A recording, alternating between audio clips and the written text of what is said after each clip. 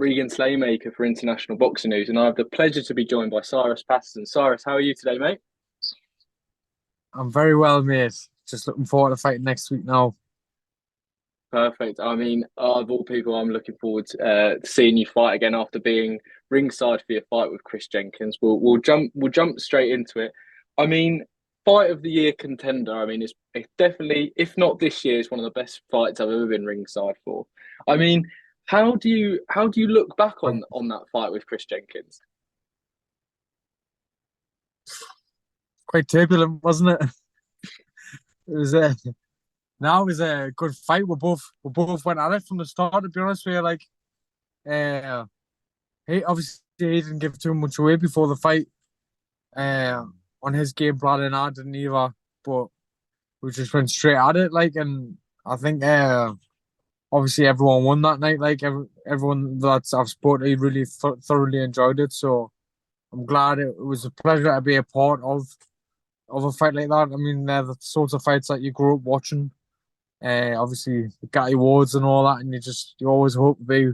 But I've always hoped to be in entertaining and obviously a fight like that, and it was fortunate to come out on the other side of it, good side of it. So, but I couldn't have done it well, Chris. And he's the top man. Definitely. I mean, I think Barry Jones put it best. It was your fight was like putting two Mexican featherweights in a phone box and just letting them go at it. I think that's the best description about that fight, Yeah, it was a good mate. one, mate. It was definitely a good one. Well, let's talk about your next fight. You're back August 19th, Birmingham against Conor Walker. Your defense of your WBA Intercontinental title. I mean, obviously you just mentioned camp to me off camera, but how is it going? Oh, great. I mean, I think I've only had obviously every Sunday what is a rest day for, but 7 days is a block. I've only had 7 days off since November, so I had straight after the Jenkins fight, I had a little bit off that 7 days, I think it was, and then I was back in the gym. So I've been in the gym like since then, so 20 weeks. So I'm 100% building on last camp. So I've me and Graeme have been working hard, just ironing little things out and obviously getting fit at my conditioning's even another level again.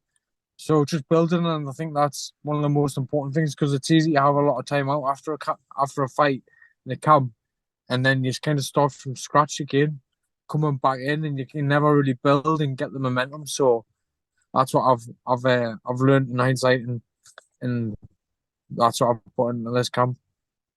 Definitely. I mean, I do want to touch on it. Obviously, your fight with Chris, as we've mentioned, there was a grueling one. I mean, it was toe to toe from the start. Even with a fight like that, is it kind of best for your kind of, let's say, progression and preparation, despite the fact it was a grueling fight, to jump straight back into the gym? Obviously, we all need rest, but to still Yeah. kind of get back into the gym as soon as possible. I don't know. I was a bit sore, but uh, I thought that was the best thing for me anyway. That's what I wanted to do. So it wasn't like Graeme was telling us to, or if anyone else was forcing my hand. That's what I wanted to do myself, and that. And I wanted to carry on the momentum, uh, and it has paid dividends, and obviously everyone will see next weekend, the benefits of that. So, uh, but definitely, I think that's something that you've got to want to do yourself as well. Definitely, and obviously, I think one thing that you were complimented on outside of the fight was your conditioning with the Chris Jenkins fight. I think that was the one thing that Eddie praised after the fight as well. So it's a testament to you on that getting straight back into the gym. I do want to touch on Conor Walker. Obviously, he's been in some good domestic fights, but over the past few years, obviously, what do you know of Conor Walker? He's a good fighter. His game is tough. He's strong. He's aggressive. Very similar. So it's I think we're kind of looking like we're going to be another bomb buster, to be honest with you. Stormer. So it'll be a good fight. I mean, he's had a good amateur background as well. He's got I think he won the under 10s, won the under 20s. I think he got the semi-finals of the ABAs. So obviously you can box as well. He wouldn't be able to do that if he weren't if he were just a brawler. So he can box. I think he can be quite intelligent and stuff, and he's got good head movement and stuff. So it's gonna look like another fight, and I'm just glad that I'm on the co-headlining slot, and we'll just kind of put ourselves into that zone for headlining and co-headlining from now on.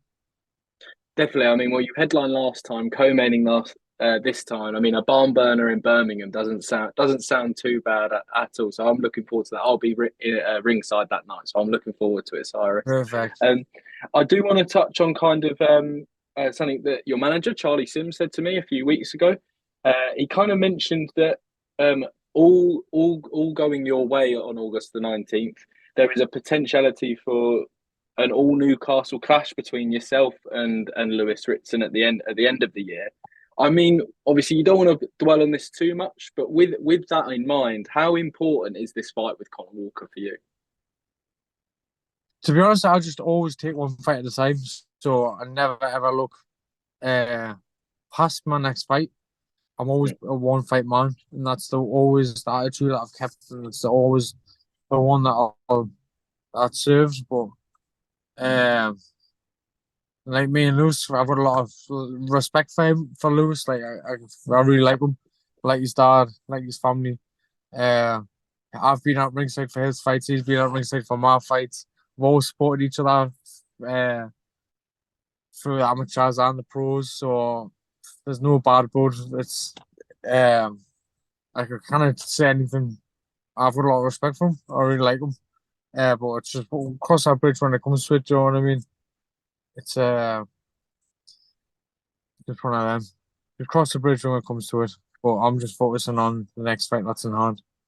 Definitely, mate. I won't push too much on that one. But what I will say, if the Chris Jenkins fight wasn't kind of a passing of the torch fight for British boxing, I think that one would be, and I think it would do huge numbers in Newcastle. But I think that is a massive fight between yourself and Lewis Ritson. I do want to move on to kind of Graeme Rutherford. I mean, the one of the kind of most underrated coaches, I'd say in the UK at the moment. Everyone, Yeah. not many people in the boxing world kind of know how important he is to yourself and the Berkeley boys. But I do want to do want to ask you, how important is he to yourself and everyone in Berkeley Boxing Club? But also, can you touch on this story about how before your fight night in Newcastle, where there was a lot of you guys on the card, he discharged himself from hospital as well to make sure he was in the corner?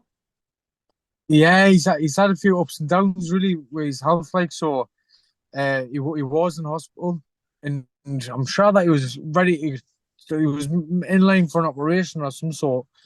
But he ended up dismissing himself, discharging himself, so he could be at the fight. And obviously, he was a very fragile man. Like he was struggling to walk and couldn't warm us up on the pads and stuff. And but that's just testament to himself and his character. And I think that's something that he kind of implements and shows us. Do you know what I mean?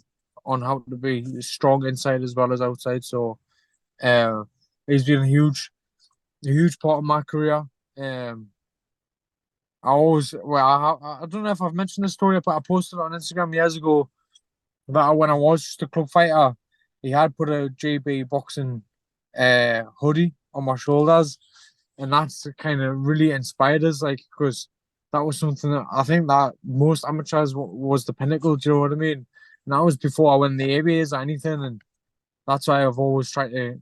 I knew how that made me feel, so I always try to give that feeling to obviously the kids glove schemes and stuff that are coming through now, and uh, very knowledgeable. He turned me from an orthodox. I spent years and years as an orthodox and got to like CYP semis, junior ABA finals. And I never really got the breakthrough, and he changed us to a southpaw. I think it was 6 months before I won the ABAs, like, and obviously got the final, won the Tri Nations, won the JBs, got on GB, went to Olympic qualifiers, and just stemmed from there really. So uh, he's been a massive figure in my life and my boxing career. Definitely. I mean, that's a great story. How he's kind of he's not only been a coach, but he's been a piece of kind of motivation for you guys as well. I mean, Yeah, do you obviously we see a lot of coaches like Graeme Rutherford kind of. I think Mark Dickinson touched on kind of when I spoke to him. Obviously, he went to Ben Davidson, but he came back to Berkeley in the end. Do you see yeah. kind of yours and Graham's relationship being throughout your boxing career? Oh, definitely. I've never looked to go anywhere else, and it's someone that I trust, someone that obviously has got my best interest at heart, and when things went wrong in my career, when I have had hard experiences and stuff, we've always went back to the drawing board and we went to figure it out and iron it out and get better together and work together and sort stuff out. I think it's too easy nowadays, not just in boxing but in life. When a problem does arise or you get a bit of adversity, is to kind of just mask it and just move and run away from the problem and maybe put the blame onto something or someone else and jump ship. I think it's all about taking that ownership and fixing it at the core. I mean, obviously, in some instances in boxers' career, they might have to move, and it might not. Things might not be able to get better. But in my eyes, in my situation, experience with Graeme, and that everything's just we've just fixed and sorted everything else out together. We've had some plenty good times and some hard times together. Do you know what I mean? But that's what builds a relationship, and obviously we're very close to each other. Definitely, and I think it shows the talent in the Burtley Boxing Gym that kind of yourself and kind of Graeme and everyone there's kind of brought in together as a testament to his coaching as well. I do want to kind of bring touch on someone else that you've now recently brought into your kind of Yeah, into your boxing team. Obviously, you spoke about it with Charlie for the huge project as well, but you brought in Greg Meehan, mindset coach. I spoke to yeah. Charlie Sims, and Tony Sims about how important he's been for a lot of the fighters down at the Matchroom gym. But how important has Greg been for kind of for yourself and your kind of mindset going into these big fights?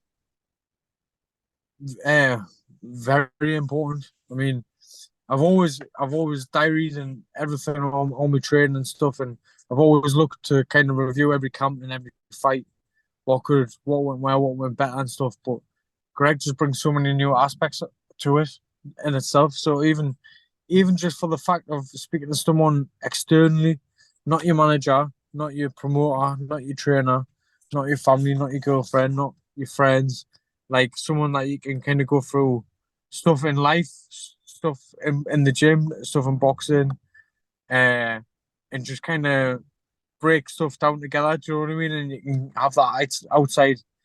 That's been really helpful.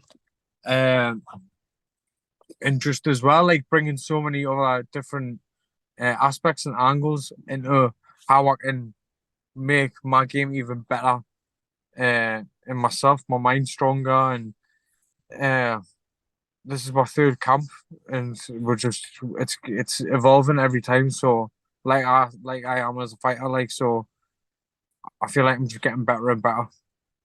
Definitely, mate. I mean, you can, and if no one can see that, everyone's seeing that in the ring as well. Like if they are not seeing it outside the ring. Cyrus, mate, thank you for your time today, mate. That was my final question. But yeah, Now, do you have Regan, any? no, thank you very much. No problem No, at all, mate. Do you have a final message to your fans who are travelling to Birmingham to see you on August 19th? definitely went to the Lions then, or should I say the Wolves then? And I just want to say thank you to everyone that's coming to show support and stuff. And you definitely won't be disappointed. I'm sure Conor will say the same with his. Uh, and we're going to deliver a great fight. Perfect. Well, I for one looking forward to seeing it, and hopefully we'll catch up in Birmingham on August the 19th, Cyrus. But on take care, Regan, right? I'll see you Bro, later, you mate. too. Take care. See ya.